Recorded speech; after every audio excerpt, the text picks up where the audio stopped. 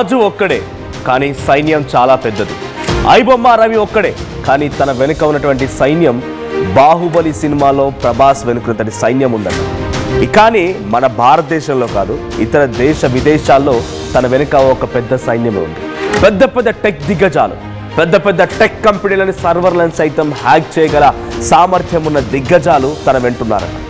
ఇప్పుడు ఇది పోలీసుల విచారణలో బయటపడుతున్న అంశాలు. 3 రోజుల పాటుగా ఈ ఐబొమ్మ రవిని పోలీసులు విచారిస్తూ ఉంటే 2 రోజుల విచారణలో ఎక్కడా కూడా పోలీసులకి ఏమాత్రం సహకరించలేదట, ఏ విషయాన్ని కూడా బయట చెప్పలేదట. కానీ డబ్బుల కోసం బెట్టింగ్ యాప్ ప్రమోట్ చేశాడని మాత్రం అంగీకరించాడట. బెట్టింగ్ యాప్ నిర్వాహకుల వివరాలు మాత్రం రవి ఎక్కడా చెప్పలేదు. 2వ రోజు రవి నుంచి కీలక సమాచారం సేకరించే పనిలో పడ్డారు పోలీసులు నిన్నంతా కూడా.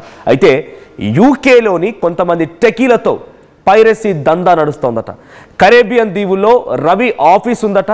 అయితే రవి కింద 20 మంది కంటెంట్ క్రియేటర్లు, అంటే ఈ కంటెంట్ క్రియేటర్ ఇన్ సెన్స్ వాళ్ళు స్వతహాగా కంటెంట్ క్రియేట్ చేయకపోవచ్చు, కానీ ఈ కంటెంట్ని తమ ఖాతాల్లోకి క్రియేట్ చేయగల వ్యక్తులు 20 మంది టెక్ దిగ్గజాలు తన దగ్గర ఉన్నారట.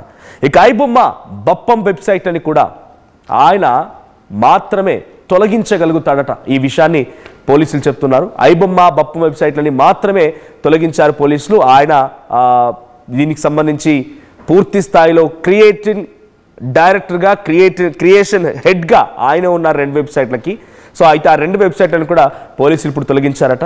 వెబ్సైట్ తొలగించినప్పటికీ ఇంకా ఈ పైరసీ సినిమాలు మాత్రం ఆగడం లేదు. మరో వెబ్సైట్లో ప్లే అయ్యేలా లింక్ చేసి పెట్టాడు రవి. తన టీం కూడా బ్యాక్ ఎండ్లో వర్క్ చేస్తోంది.